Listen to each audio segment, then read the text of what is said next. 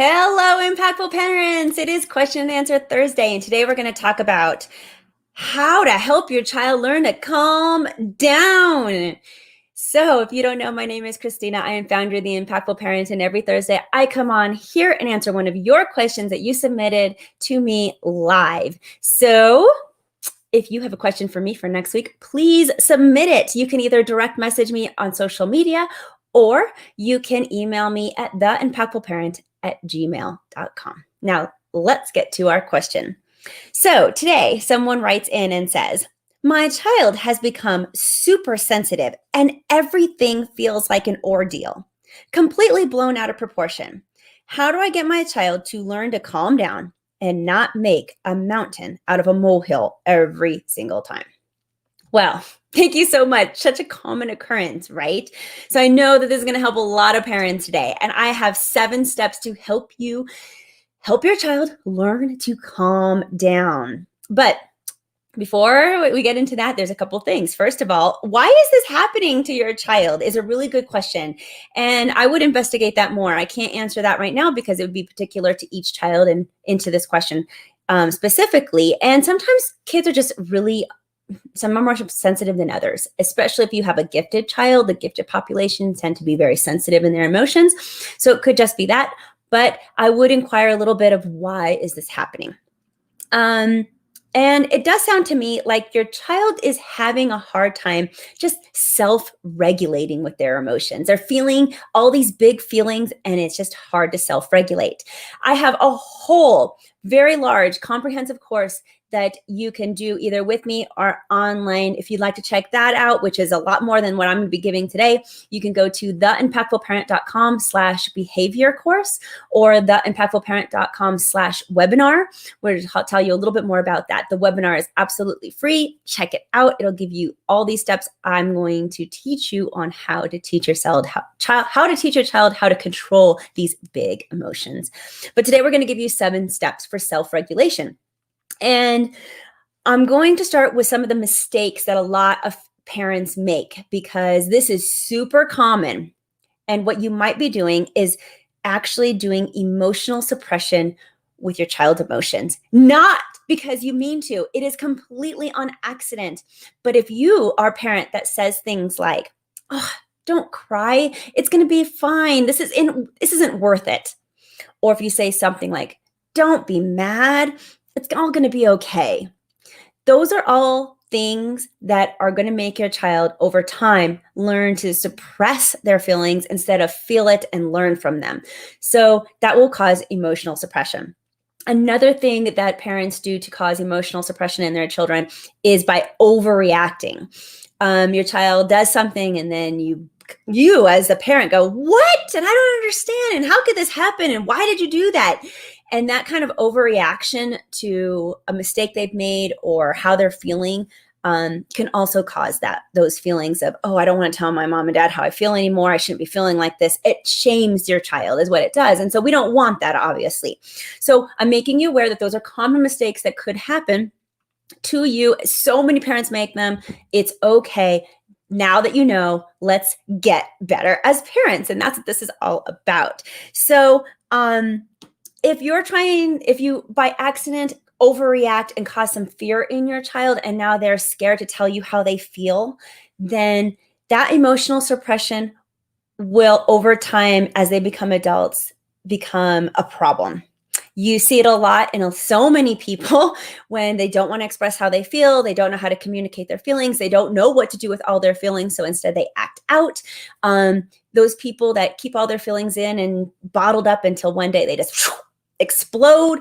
That's all emotional suppression at its finest. So let's not have our children do that. And let's do these 7 steps instead. Here we go. The first thing that you want to do is, as your child is having this emotional, step 1, identify their emotions with them. Help them identify what are they feeling. The younger child is going to be very simplistic: happy, sad, anger, embarrassment. Very simple. As they get older, you need to actually help your child develop more vocabulary for their feelings. How are they actually feeling? It empowers them to be able to put a label on their feelings because now they know, hey, I'm not the only one. This is actually a thing that's out there.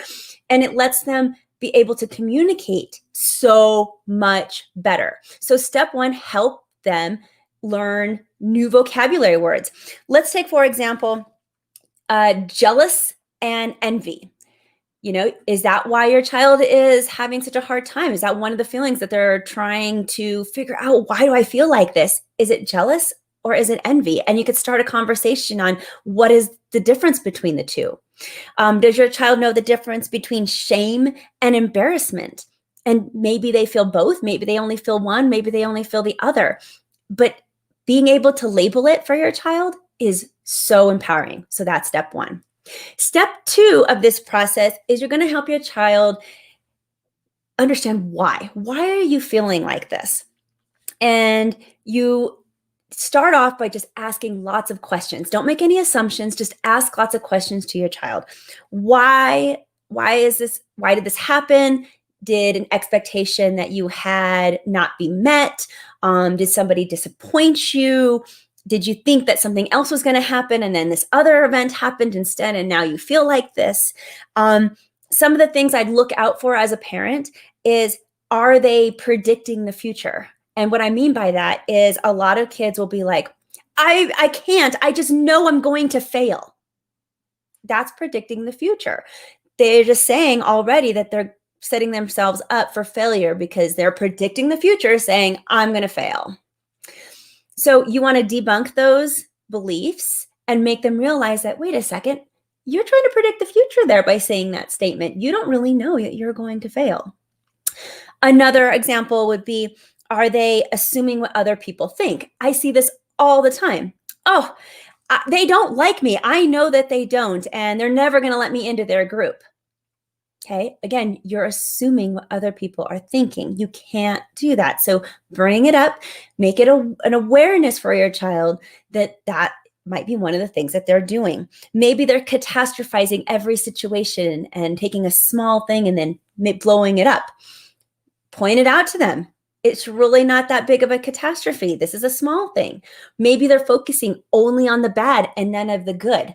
These are all things that our minds do to play tricks on us, that if we can teach our children early to identify these kind of they're called thinking traps, these kinds of thinking traps, then as they grow and get older, they'll become much more proficient in how to deal with this kind of thinking. And then hopefully they won't think like this at all. So step two was help them figure out why they feel that way. Now, step three is empathize. And when I mean empathize, I really mean listen. Listen, parents. This is not the time to give advice. It's not the time to tell them that everything's going to be okay. It's just listening. You're not going to give them any solutions to their problems. You're not even going to try to make them feel better. Just going to listen. Say, I hear you. I can understand now why you feel that way. That's it. It will go a long way. Trust me. Now, step four is exploring possible solutions with your child together. And this is super important because the mistake that many parents make is proposing solutions for their child. Saying, well, why don't you go and talk to your teacher then? No. Let your child figure out what they should do with their problem. This problem-solving technique is so educational for your child. It will help them learn the problem-solving steps, which they need as they get older to become more proficient adults, to learn how to handle conflict, and to make them more resilient. So by taking this time to go over solutions, start brainstorming. What can you do to fix this? What is something that could happen that would make this problem go away? And you start asking those questions to your child and allow them to make the most outrageous answers, because you're in a brainstorming process. And sometimes the most outrageous answers will likely come first. For example, if your child is really distraught about somebody at school and they're just like, wow, if that person would just move to China, then everything would be better. Yeah, that is a solution to their problem. So let them speak it. Let them say it out loud. And then say, okay, well, that's one solution. What else could you do in case their parents don't move them to China? But allow them to have that. And it starts to snowball. Now, all of this takes time, I know, and is not what you want to do when your child is frustrated. But I'm telling you, this is all time worth taking, I promise. So look at those solutions together. Step 5 that you're going to do is start teaching your child some coping skills. And the coping skills I would teach actually away from the conflict time that you're trying to do all these other things. But you can certainly remind them of some of their coping mechanisms in the moment. And to help you with coping skills, there are several out there. I can give you a free PDF. It is at theimpactfulparent.com/20 ways to cope, where on this free PDF, I give you way more than 20 ways to cope that children use. And one thing about teaching your children coping skills is that you're actually really not teaching them the skills. Instead, you're giving them lots of options and letting them explore what works for them. And that's the only way that this is going to work.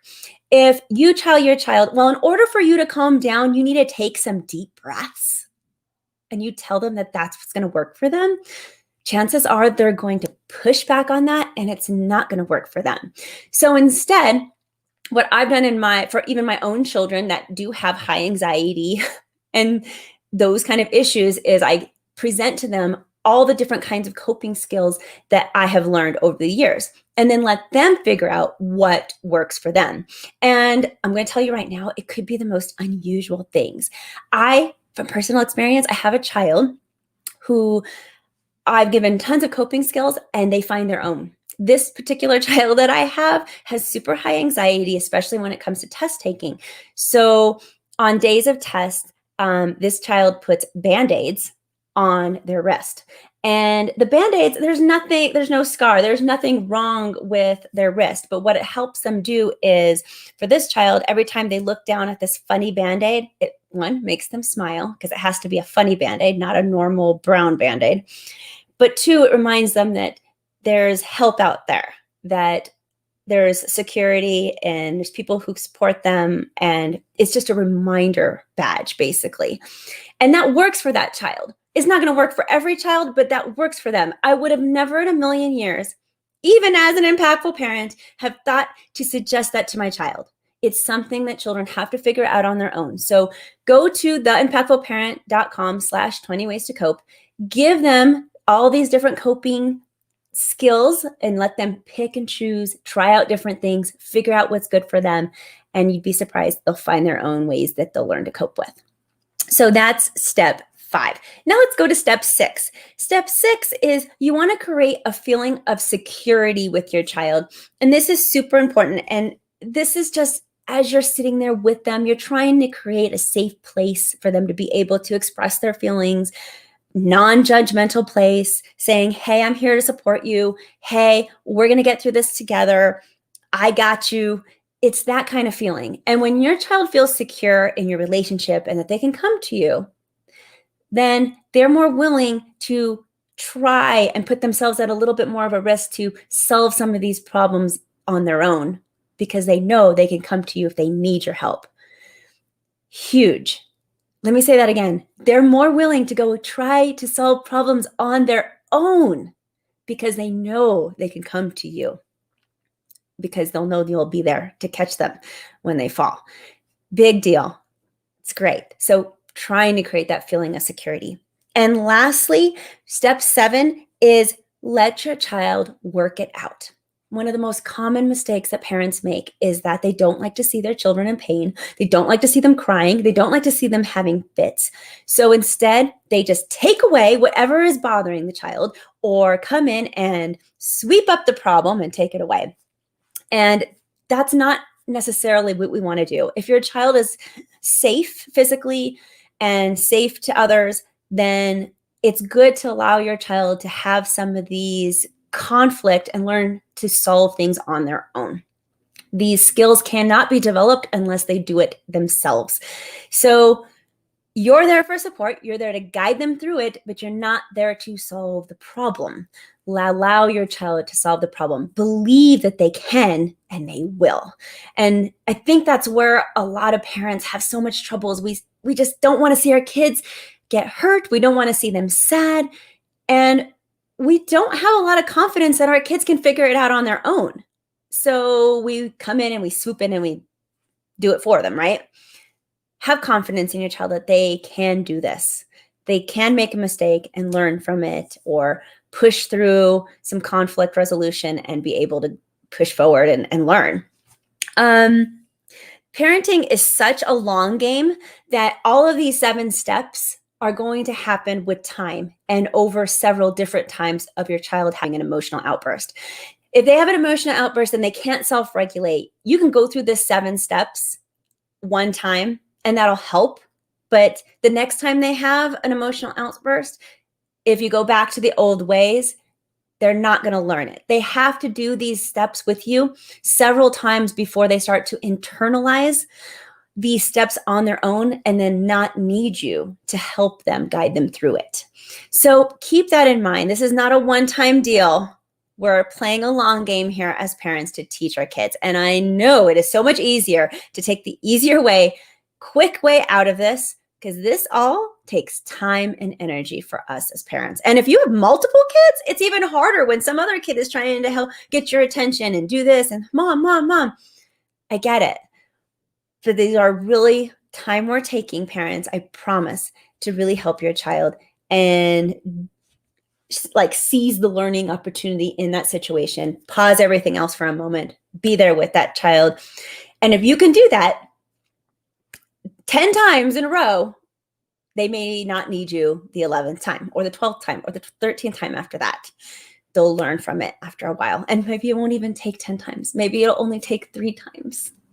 Depending on your child, we just don't know. So I hope that was helpful for you today and everything.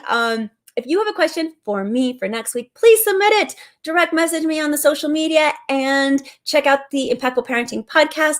Check out 20 Ways to Cope on the website. Go to the Impactful Parent website. There's so much free stuff on there. If you haven't yet, what are you waiting for? It's theimpactfulparent.com. Go check that out. And I will see you here next week. So don't forget to submit your question. Thanks, guys.